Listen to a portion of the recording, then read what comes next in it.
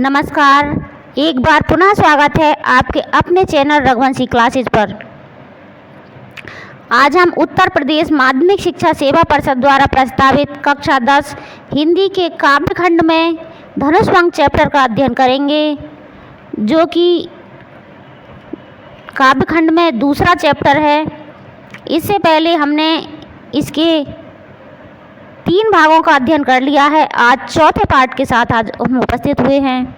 तो देर न करते हुए स्टार्ट करते हैं आज का वीडियो। यदि आपको हमारा वीडियो अच्छा लगता है तो चैनल को सब्सक्राइब अवश्य करें, वीडियो को लाइक करें तथा अधिक से अधिक शेयर करें ताकि आपके सभी मित्रों को इसका लाभ मिल सके। तो स्टार्ट करते हैं आज का टॉपिक। राम बिलो के लोग सब चित्र लिखे से देखी, चितैसी ये कृपायन जानी बिकल विशेष। दोहा छंद है इसमें। दोहा छंद की क्या विशेषता होती है? ये एक अर्धसमात्रिक छंद है जिसमें 4 चरण होते हैं। इसके पहले और तृतीय चरण में 13-13 मात्राएं तथा द्वितीय और चतुर्थ चरण में 11-11 मात्राएं होती हैं। तो देखते हैं इसका संदर्भ में आपको लिखना होगा उपर्युक्त पद्यांश हमारी पाठ्य पुस्तक हिंदी के काव्यखंड के धनुष भंग शीर्षक से लिया गया है और इसके रचयिता भक्तिकालीन सर्वश्रेष्ठ राममार्गी कवि तुलसीदास जी हैं, जो कि इनकी सर्वश्रेष्ठ रचना अवधी भाषा की सर्वश्रेष्ठ कृति रामचरितमानस से उद्धृत है।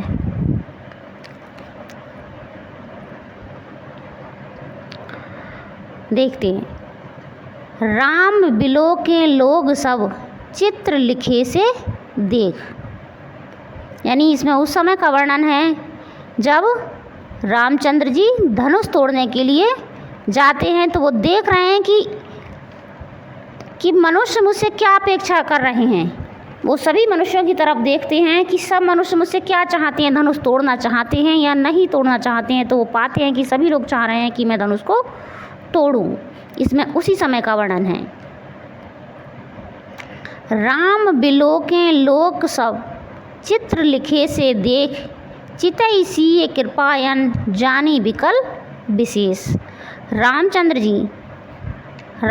जी बिलो के मीन्स देखते हैं, लोग मीन्स लोगों को, सब मीन्स सब, और चित्र की समान लिखे से देख, यानी जो रामचंद्र जी जो सभा में व्यक्ति बैठे हुए थे उन सब की तरफ देखते हैं तो वो उस समय कैसे हो गए थे, मानो चित्र बन गए हों। यानी सब एकटक होकर राम को देख रहे थे कि राम कब धनुष तोड़ेंगे। सब इस समय का इंतज़ार कर रहे थे कि राम शीघ्रता से धनुष को तोड़ें।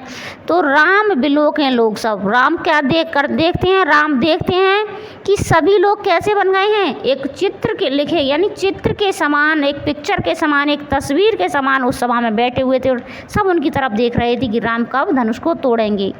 चितैसी कृपायन, कृपायन नहीं होगा यहाँ, कृपातयन है। कृपायन का मतलब कृपा के घर। चितैसी ये कृपायन जानी बिकल विशेष। चितई मीन्स देख करके, सी मीन्स सीता, कृपायन कृपा के घर, यानी कृपा के घर कौन, कृपा के घर अर्थात श्री रामचंद्र जी ने सबकी तरफ देखा पहले, फिर किसकी तरफ देखा, फिर सीता जी की तरफ देखा। कृपा के निधान, कृपा के घर श्री रामचंद्र जी ने फिर किसको देखा, सीता की तरफ देखा। जानी बिकल विशेष, जानी मीन्स जाना, अपने हृदय में जाना, बिकल मीन्स बहुत अधिक, विशेष यानी बहुत अधिक, बिकल कैसी थी, व्याकुल, और विशेष में विशेष रूप से या बहुत अधिक। राम बिलो के लोग सब चित्र लिखे से देख, रामचंद्र जी ने देखा कि सब लोग कैसे हो गए थे, चित्र के समान हो गए थे, बिल्कुल एकटक होकर रामचंद्र की तरफ देख रहे थे। और फिर वो पुनः सीता की तरफ देखते हैं तो सीता भी कैसी थी, विकल विशेष, उनकी सीता, उन्होंने जाना कि सीता की जो व्याकुलता थी वो विशेष रूप से बढ़ रही थी, बहुत अधिक बड़ी हुई थी, अर्थात वो भी चाह रही थी कि श्री रामचंद्र जी धनुष को कब तोड़ेंगे। आगे चौपाई छंद में इसका वर्णन किया है। देखी विपुल विकल वैदेही निमिष बिहात कलप समते ही। त्रसित बारे बिन जो तनु त्यागा, मुए करई का सुधा तड़ागा। का बरसा जब कृषि सुखाने, समय चुके पुनि का पछताने। अस जिए जाने जाने की देखी, प्रभु पुल के लकी प्रीत विशेषी। गुरहि प्रणाम मन ही मन कीना, अति लाघव उठाई धनुलीना। दम क्यों दामिनी जिम जब लयऊँ, पुनि नभ धनु मंडल समभायऊँ। लेत चढ़ावत खेचत गाड़े, काहू न लखा देख सब ठाड़े। तेहि छन राम माध्य धनु तोरा, भरे भुवनि धुनु घोर कठोरा। तो आगे क्या देखते हैं श्री रामचंद्र जी। देखी विपुल बिकल वैदेही। देखी किसकी तरफ देखते हैं? सीता की तरफ देखते हैं। विपुल मीन बहुत अधिक, असीम। बिकल मीन्स व्याकुल। और वैदेही किसे कहा गया है? सीता के लिए। क्यों कहा गया है वैदेही सीता के लिए? क्योंकि जनक का एक नाम विदेह भी था, तो विदेह की पुत्री होने के कारण, राजा विदेह की पुत्री होने के कारण उन्हें वैदेही भी कहा जाता था। क्या कहा जाता है? वैदेही भी सीता को कहा जाता है। देखी विपुल बिकल वैदेही। श्री रामचंद्र जी देखते हैं कि सीता जी बहुत अधिक व्याकुल हो रही थी। उनकी विकलता की या व्याकुलता की कोई सीमा नहीं थी, बहुत असीम, बहुत अधिक व्याकुल हो रही थी। निमिष बिहात कलप समते ही। उन्हें क्या लग रहा था? निमिष क्या कहते हैं? एक पलक मारने का या पलक झपकाने का जो समय होता है, वो किसके समान लग रहा था? कलप के समान। कलप समते ही, एक पलक झपकाने का समय भी उन्हें किसके समान लगा था? कलप कहते हैं बहुत अधिक लंबे समय के समान, कलप के समान लग रहा था। मीन्स समान, ते ही मीन्स उनको। त्रसित बार बिन जो तनु त्यागा। तो रामचंद्र जी सोच रहे थे, यानी अब देरी करने का कोई मतलब नहीं है, अर्थात मुझे धनुष को तोड़ देना चाहिए, क्योंकि सभी लोग व्याकुल हैं, सभी इस बात का इंतज़ार कर रहे हैं कि श्री रामचंद्र जी धनुष को क्यों तोड़ेंगे, कब तोड़ेंगे। तो मुझे अब देरी नहीं करनी चाहिए, क्योंकि देर करने पर काम बिगड़ जाता है, काम को समय पर ही करना चाहिए। त्रसित बार बिन जो तनु त्यागा। उदाहरण देते हुए इसमें गोस्वामी तुलसीदास जी कहते हैं, त्रसित बार बिन जो तनु त्यागा। त्रसित मीन प्यासा, त्रसित मीन्स प्यास, और बारी मीन्स पानी, बिन मीन्स बिना, जो मीन्स जो, तनु मीन्स शरीर, और त्यागा मीन्स त्याग देता है। यानी प्यास से व्याकुल होकर जो शरीर त्याग देता है, यानी जब व्यक्ति को प्यास लगती है और उस समय पर उसे पानी नहीं मिलता और उसकी मृत्यु हो जाती है। त्रसित मीन्स पानी से, त्रसित मीन्स प्यास से, बारी मीन्स पानी के, यानी पानी के बिना प्यास से तनु त्यागा, यानी शरीर त्याग हो जाता है। यदि मनुष्य को प्यास लग रही है और उसे पानी नहीं मिलता तो मनुष्य का मृत्यु भी हो सकती है। तो मुए करई का सुधा तड़ाकर। मुए मीन्स मरने पर, मुए मीन्स मरने के बाद, करई मीन्स कर क्या सकता है, सुधा मीन्स अमृत का, तड़ागा मीन्स तालाब। यानी जब पानी के बिना मनुष्य की मृत्यु हो जाए तो उसके बाद, मरने के बाद, मुए मीन्स मरने के बाद, यदि उसके लिए अमृत का, सुधा मीन्स अमृत, तड़ागा मीन्स तालाब, यदि अमृत का तालाब भी उसे लाया जाए तो उससे क्या फ़ायदा। अर्थात जो कार्य है वो कब करना चाहिए, समय पर ही करना चाहिए। समय निकलने के बाद कार्य करने का कोई भी फायदा नहीं होता।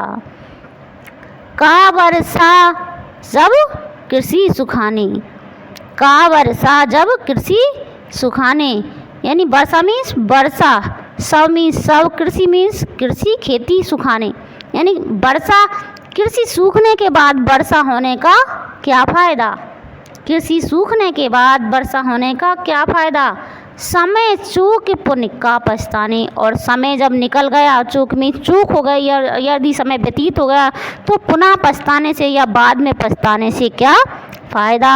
अर्थात श्री रामचंद्र जी सोच रहे हैं कि समय निकलने पर कार्य करने का कोई फ़ायदा नहीं, अर्थात अब मुझे धनुष को तोड़ देना चाहिए, क्योंकि सभी लोग मेरा धनुष तोड़ने के लिए इंतज़ार कर रहे हैं, सभी लोग इसी बात के लिए व्याकुल हैं। फिर वो क्या करते हैं, अस जिये जान जान की देखा, अस जिये ऐसा, जिये मीन्स हृदय में, जिये मीन्स हृदय में, जान मीन्स जान करके, ऐसा हृदय में जान करके या ऐसा हृदय में विचार करके, जानकी मीन्स जानकी जनक की पुत्री अर्थात सीता जी की तरफ देखते हैं, ऐसा मन में विचार करके वो सीता की तरफ देखते हैं। प्रभु पुल के लख प्रीति विशेषी, प्रभु क्या होते हैं, पुलकित होते हैं, प्रसन्न होते हैं, लख मीन्स देख करके, प्रीति मीन्स प्रेम, विशेषी मीन्स विशेष रूप से। जब वो क्या पाते हैं, जब वो सीता के नेत्रों में अपने लिए विशेष रूप से प्रेम को देखते हैं तो वो क्या हो जाते हैं, पुलकित होते हैं या प्रसन्न हो जाते हैं। फिर वो क्या करते हैं, गुरहि प्रणाम मन ही मन कीना, जब वो धनुष तोड़ने के लिए जाते हैं तो क्या करते हैं, गुरहि मीन्स गुरु को, प्रणाम मीन्स प्रणाम, मन ही मीन्स मन ही मन में कीना मीन्स करते हैं। तो जब धनुष तोड़ने के लिए जाते हैं तो सबसे पहले क्या करते हैं, अपने गुरुओं को मन ही मन में प्रणाम करते हैं। गुरु कौन कौन थे उनके, गुरु विश्वामित्र और गुरु वशिष्ठ, जो कहाँ थे, वशिष्ठ जी उस समय अयोध्या में थे और विश्वामित्र जी उनके साथ थे। तो वो दोनों गुरुओं को मन ही मन में प्रणाम करते हैं। अति लाघव उठाई धनु लीना, अति लाघव उठाई धनु लीना, अति मीन्स बहुत ही कम, लाघव मीन्स बहुत ही कम, यानी बहुत ही आसानी के साथ, बहुत ही आसानी से, उठाई मीन्स उठा लेते हैं, धनु मीन्स धनुष को, लीना मीन्स लेते हैं, बहुत ही आसानी से उस धनुष को क्या कर लेते हैं, वो उठा लेते हैं।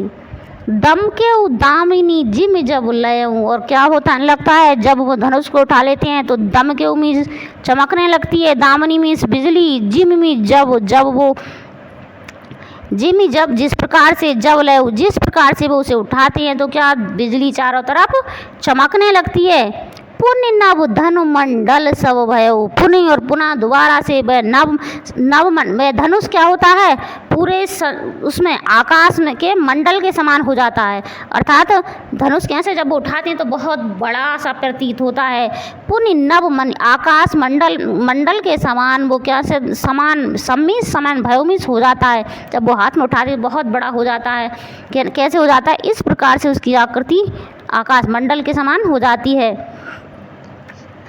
आकाश मंडल के समान पुण्य नव धनु मंडल संभयऊ, अर्थात वो धनुष बहुत बड़ा हो जाता है। लेत चढ़ावत खेचत गाड़े, धनुष बड़ा तो होगा ही, क्योंकि जिसको 10,000 व्यक्ति उठाकर चलते थे उस धनुष को जब 10,000 व्यक्ति उठाते होंगे तो बड़ा तो वो होना ही चाहिए होगा। जब 10,000 व्यक्ति उसे उठाते तो 10,000 व्यक्तियों के उठाने का स्थान भी तो कहीं होता होगा। तो इतना बड़ा धनुष तो उसको बहुत ही आसानी से रामचंद्र जी ने उठा लिया। लेत चढ़ावत खेचत गाड़ी, लेत चढ़ावत खेचत गाड़े, क्या करते हैं वो, लेत चढ़ावत उठाकर उसको क्या चढ़ाते हैं, चढ़ावत मीन्स चढ़ाते हैं, प्रत्यंचा चढ़ाते हैं, खींचते हैं उसे, गाड़े मीन्स ठीक तरीके से उसे या उसको मजबूती से खींचते हैं या उस पर प्रत्यंचा चढ़ाते हैं। काहू न लखा देखो सब ठाड़े, कैसे खींचते हैं, बहुत जल्दी से खींचते हैं। काहू मन किसी ने, लखा मीन्स देखा, लखा मीन्स देख, सब ठाड़े, सब क्या करते रह गए, सब खड़े के खड़े रह गए। किसी ने भी, श्री रामचंद्र जी ने कब धनुष को खींचा, कब प्रत्यंचा चढ़ाई, इस बात को कोई भी नहीं देख पाया। अर्थात बहुत ही तीव्रता के साथ उन्होंने इस कार्य को किया। काहू न लखा देख सब ठाड़े, सब क्या रह गए, सब अचंभित रह गए, सब ठाड़े मीन्स खड़े रह गए या अचंभे के साथ, आश्चर्य के साथ, कोई भी उसे देख ही नहीं पाया। मतलब इतनी जल्दी उन्होंने उस कार्य को किया कि कोई भी उस कार्य को समझ ही नहीं पाया कि श्री रामचंद्र ने कब धनुष उठाया और कब उस पर प्रत्यंचा चढ़ा दी। ते ही क्षण राम मध्य धनु तोड़ा, उसी समय, ते ही मीन उसी क्षण में, समय क्षण राम मध्य धनु, राम ने मध्य मीन्स बीच में से, धनु मीन्स धन को तोड़ा मीन्स तोड़ दिया। उसी समय राम ने बीच में से उस धनुष को तोड़ दिया। भरे भुवन धुनि घोर कठोरा, भरे मीन्स संपूर्ण, भुवन मीन्स लोक या संसार में, धुनि मीन्स ध्वनि, घोर मीन्स बहुत अधिक, कठोरा मीन्स बहुत बड़ी या कठोर गर्जन होता है। भरे भुवन ध्वनि घोर कठोरा, पूरे संसार में बहुत अधिक ध्वनि होती है, बहुत तेज़ आवाज़ होती है, यानी धनुष के टूटने पर बहुत तेज़ आवाज़ होती है। इसके आगे का वर्णन गोस्वामी तुलसीदास जी ने मतगयंत छंद में किया है। देखें क्या कहा है।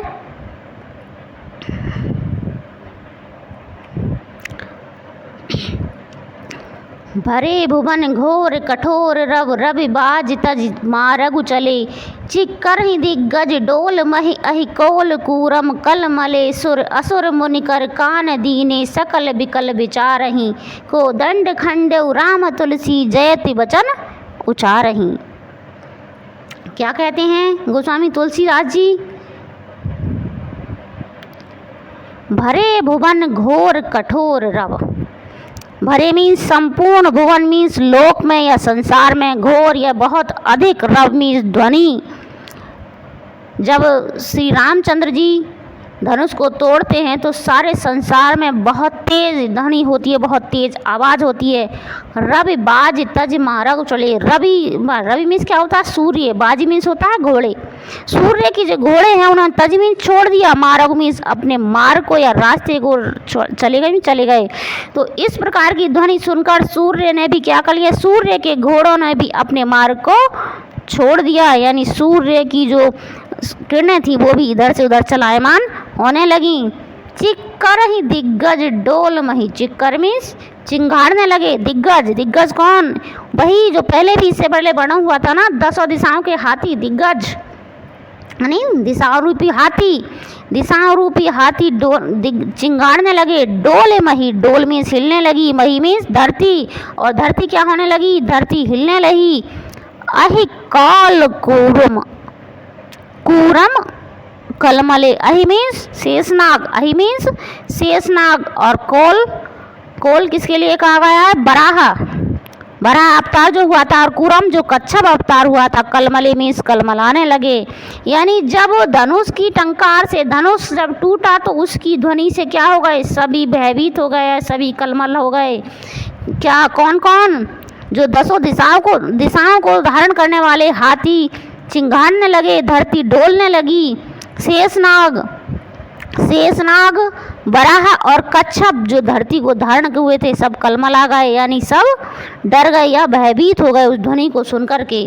सुर असुर मुनि कर, कान दीने सकल विकाल विचारहि, सुर असुर यानी देवता, सुर देवता, असुर मीन्स राक्षस, और मुनि सब ने क्या कर लिया, उस ध्वनि को सुन कर, कान, कर मीन्स हाथ, कान मीन्स कान, दीने अपने कानों पर क्या लगा लिए, हाथ लगा लिए।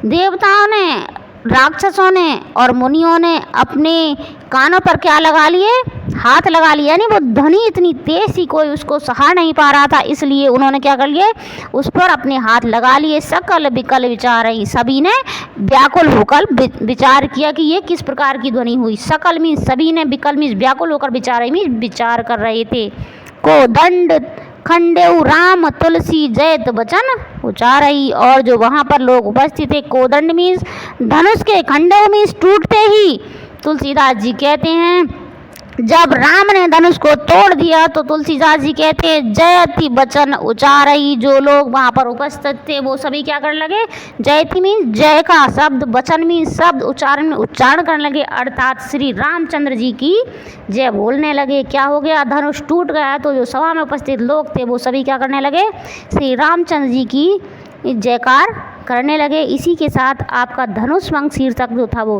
कंप्लीट हो गया।